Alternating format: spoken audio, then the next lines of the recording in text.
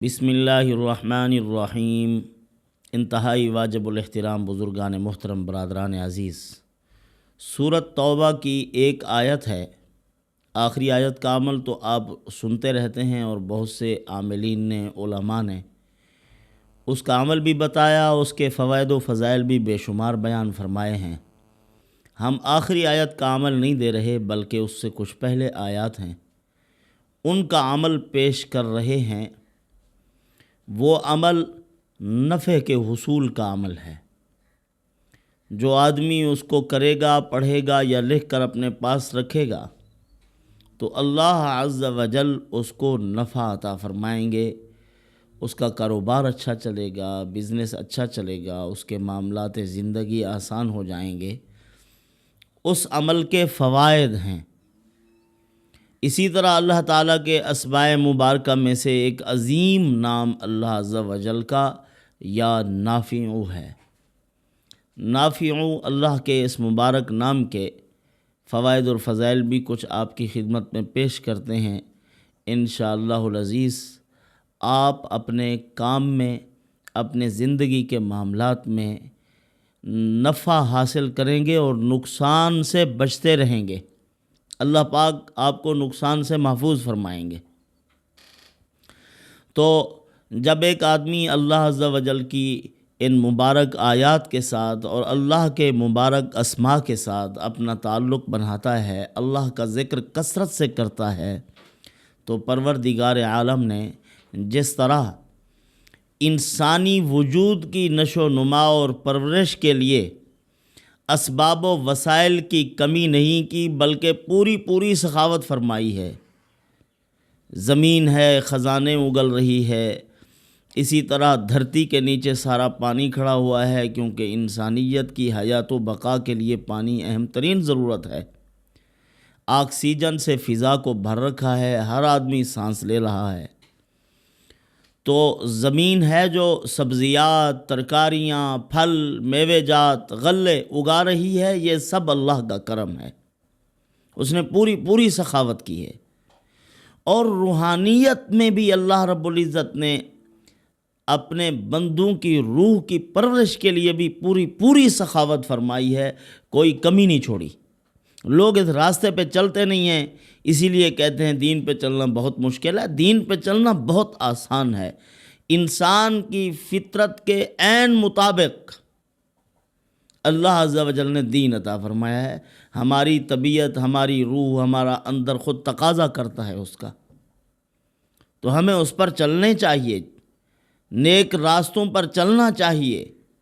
تو انشاءاللہ دین پہ چلنا آسان ہے۔ کل میسر لما خلق لہ، ہر ایک آدمی کے لیے اللہ پاک راستہ آسان کرتے ہیں۔ جنت کے لیے انسان کو بنایا ہے، تو جنت کا راستہ اپنے بندوں کے لیے آسان کر دیا ہے۔ جب ہم اس طرح کریں گے، روحانیت میں ترقی کریں گے، دن بدن بڑھتے چلے جائیں گے، تو انشاءاللہ العزیز پھر اللہ عز و جل کائنات کی چیزوں پہ تصرف عطا کریں گے۔ یہ سارا نظام عالم مسخر ہو جاتا ہے اپنے اللہ کے نیک بندوں کے لیے۔ حضرت عبد الواحد رحمۃ اللہ علیہ بہت بڑے بزرگ تھے، فرماتے ہیں ایک مرتبہ میں اور حضرت ابو ایوب سختیانی رحمۃ اللہ علیہ سفر پر جا رہے تھے، تو دوران سفر ایک آدمی کے ساتھ ہماری ملاقات ہوئی جو لکڑیوں کا گٹھا اپنے سر پر رکھ کے آ رہا تھا۔ تو ہم نے اس سے پوچھا کہ مر ربو کا، ارے تیرا رب کون ہے؟ اس نے کہا تم میرے رب کے بارے میں پوچھتے ہو، میں بتاؤں کہ میرا رب کون ہے؟ اپنا سر آسمان کی طرف اٹھایا اور کہا الہی حول ھذا الحطب ذھبا، اے پروردگار جو میرے سر پر یہ لکڑیاں رکھی ہوئی ہیں، ان ساری لکڑیوں کو سونا بنا دے۔ حضرت عبد الواحد رحمۃ اللہ علیہ اور حضرت ابو ایوب سختیانی رحمۃ اللہ فرماتے ہیں کہ اسی وقت وہ لکڑیوں کا گٹھا سونا بن گیا، سارا سونا ہے اب۔ تو اللہ والے، ان کو دنیا کی طلب نہیں ہوتی، دنیا تو ان کی ٹھوکر میں رہتی ہے۔ تو پھر فرمانے لگے کہ دیکھ لیا اب تم نے، اب پھر دعا کی اللہم ردد حطبا، اے پروردگار ان کو پھر لکڑی بنا دے۔ اللہ تعالیٰ نے ان کو پھر لکڑیاں بنا دیا، انہوں نے پھر سر پہ رکھا اور چل پڑے۔ یہ اللہ والوں کی شان ہے۔ اپنے پیارے بندوں کو اللہ پاک دنیا کے لیے نہیں ترساتے، دنیا بہت عطا کر دیتے ہیں، ہاں دین اللہ اپنے محبوب بندوں کو عطا فرماتے ہیں اور دنیا کو ان کے لیے مشکل مسئلہ نہیں بناتے۔ دنیا کی لالچ نہ کرے بندہ، اللہ والے لالچی نہیں ہوا کرتے، ان کے دل میں استغنا بھرا ہوا ہوتا ہے۔ اللہ عز و جل ان کو اپنا قرب عطا فرماتے ہیں، ان پر بہت نوازشات فرماتے ہیں، ان کو قلبی اطمینان ہوتا ہے، گھر میں فاقہ ہی کیوں نہ ہو دل کا سکون ان کو میسر ہوتا ہے۔ ایک سوداگر تھا تو اس کی ایک تھیلی گم ہوئی، یہ لالچی آدمی کی مثال دے رہا ہوں۔ تھیلی گم ہوئی، اس کے اندر دینار تھے، تو اس نے آواز لگائی کہ اگر کسی کو وہ تھیلی مل جائے تو اتنی اتنی دینار میں اس کو انعام دوں گا۔ تو ایک آدمی ایماندار تھا، اس کے ہاتھ وہ تھیلی لگی، اس نے اٹھائی اور اس مالک تک پہنچایا۔ وہ لالچی آدمی تھا، لالچی آدمی چھوٹی سے چھوٹی چیز پر بھی ایمان کو بیچ ڈالتا ہے۔ بگڑا ہوا آدمی ایماندار نہیں ہوا کرتا۔ تو جب وہ تھیلی اس نے پکڑی، کھول کر دیکھا، کہا کہ اس کے اندر میرے موتی بھی تھے، آپ نے موتی اٹھا لیے ہیں۔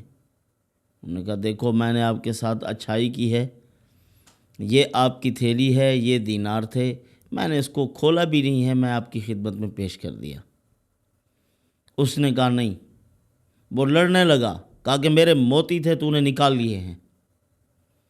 لڑتے لڑاتے بہت دیر کے بعد ایک آدمی آیا اور دونوں کے ہاتھ سے پکڑا، کہا کہ چلو میں تمہیں قاضی صاحب کے پاس لے چلتا ہوں، وہ تمہارا فیصلہ کرے گا۔ یہ قاضی صاحب کی عدالت میں پہنچ گئے۔ قاضی نے سوال کیا کہ کیا معاملہ ہے؟ تو اس مظلوم آدمی نے بتایا کہ حضرت اس کے پیسے گم ہوئے تھے، تھیلی گم ہوئی، تو اللہ تعالیٰ نے مجھے عطا فرمائی، میں وہ لے کر اس کے پاس پہنچا، اس کو دے دی۔ اس نے انعام بھی متعین کیا ہوا تھا، اب یہ اس انعام کی ادائیگی سے بچنے کے لیے میرے اوپر مزید ڈال رہا ہے کہ آپ نے میری تھیلی کھولی ہے اور اس کے اندر سے موتی نکالے ہیں۔ تو قاضی صاحب نے سمجھایا کہ آپ اپنی تھیلی لے لو، موتی ہوتے تو وہ بیچارہ تمہیں دے دیتا، ایماندار آدمی ہے۔ چور آدمی نے اگر کوئی چیز اٹھانی ہو تو وہ تو دیتا ہی نہیں ہے، جو چیز گم ہوئی گم ہو گئی بس۔ جو واپس کرتا ہے تو وہ یوں نہیں کرتا کہ کچھ دے دے کچھ نہ دے۔ تو ویسے ایماندار آدمی کے چہرے سے بھی پتہ چل جاتا ہے کہ یہ ایمان والا آدمی ہے۔ اس نے اس کو سمجھایا کہ اپنی تھیلی لو اور چلے جاؤ۔ اس نے کہا نہیں، میرے موتی تھے اس کے اندر۔ تو قاضی صاحب نے کہا ٹھیک ہے، یہ تھیلی ادھر رکھو، آپ کی تھیلی تھی موتیوں والی، یہ آپ کی تھیلی ہے ہی نہیں، جب وہ موتیوں والی تھیلی ملے گی تو اس وقت لینا، جاؤ یہاں سے۔ اب وہ بیچارہ پریشان، کہا کہ دیکھو میں نے جھوٹ بولا تھوڑا سا تو اللہ تعالیٰ کی طرف سے عتاب نازل ہو گیا۔ اب اگر وہیں اسی عدالت میں کہتا ہے کہ نہیں جناب یہی میری تھیلی ہے تو پھر چوری اس کی پکڑی جاتی، جو اندر کا کھوٹ تھا وہ ظاہر ہو جاتا۔ تو اس نے پھر کوئی بات نہ کی، خاموشی سے چلا گیا، دنیا کا بھی نقصان کیا، اپنے ایمان کا بھی نقصان کیا۔ لالچی آدمی اسی طرح محروم القسمت ہوتا ہے، دنیا کا بھی گھاٹا کرتا ہے، آخرت کا خسران، کہیں سے کچھ حاصل نہیں ہوتا۔ اسی لیے دل میں لالچ کا جذبہ نہیں رکھنا چاہیے، اللہ کا ڈر اور خوف ہو اور اللہ سے مانگو، اس کے دروازے بڑے وسیع ہیں۔ ایک مرتبہ ایک فقیر ایک آدمی کے دروازے پر گیا، دستک دی، باہر نکلا آدمی، اس کا گیٹ بڑا تھا، اس کا جیسے آج کل ہمارے ہاں گیٹ کے اوپر لکھا ہوا ہوتا ہے فلاں ہاؤس، فلاں کا ہاؤس، تو اس طرح گیٹ بڑا، لیکن جب خیرات دی تو چند چکے دے دیے، اس کو کہا کہ لے جاؤ۔ دوسرے دن فقیر نے، سائل نے کلہاڑی اٹھائی، کہا کہ آج میں اس کے گیٹ کو کاٹوں گا۔ لکڑی کے گیٹ ہوتے تھے بڑے اچھے خوبصورت۔ کہا کہ کیوں کاٹ رہے ہو اس کے گیٹ کو، کیوں توڑتے ہو؟ کہا کہ یا تو گیٹ اپنی عطا کے مطابق رکھے، بخیل آدمی ہے گیٹ بھی چھوٹا رکھنا چاہیے، اور اگر یہی گیٹ رکھنا ہے تو اپنی عطا کو بڑھائے۔ تو پھر وہ فقیر کہنے لگا اللہ عز و جل کے دروازے بھی بڑے ہیں، اس کی عطا بھی بہت ہے۔ مقصود اس کو سمجھانا تھا، اس کے بخل کو دور کرنا تھا۔ وہ لالچی یا سائل بھکاری فقیر نہیں تھا، بلکہ وہ اللہ والا تھا، اور اس کو سمجھانا چاہتا تھا کہ تو اپنی عطا کو بڑھا دے، اللہ کی مخلوق پر خرچ کیا کر، اللہ نے تجھے دیا ہے تو مخلوق کو دے۔ یہ جو تم رکھتے ہو، محفوظ کرتے رہتے ہو اپنے پیسے کو، انجام کار یہ بندے کے نصیب میں بھی نہیں ہوتا۔ انسان مر جاتا ہے، قبر میں چلا جاتا ہے، پچھلے لوگ کھاتے ہیں پھر اس کو۔ اسی لیے بخل سے کام نہیں لینا چاہیے، دل کھول کے اللہ کی راہ میں خرچ کرنا چاہیے، اور یہی خرچ سبب ہے پھر اللہ سے لینے کا۔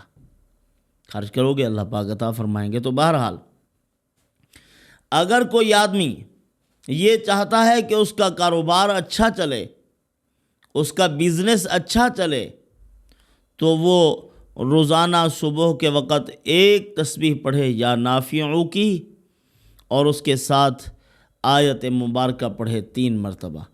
سورۃ توبہ کی آیت ہے ان اللہ اشترى من المؤمنین انفسهم واموالهم بان لهم الجنہ یقاتلون فی سبیل اللہ فیقتلون ویقتلون وعدا علیہ حقا فی التوراۃ والانجیل والقرآن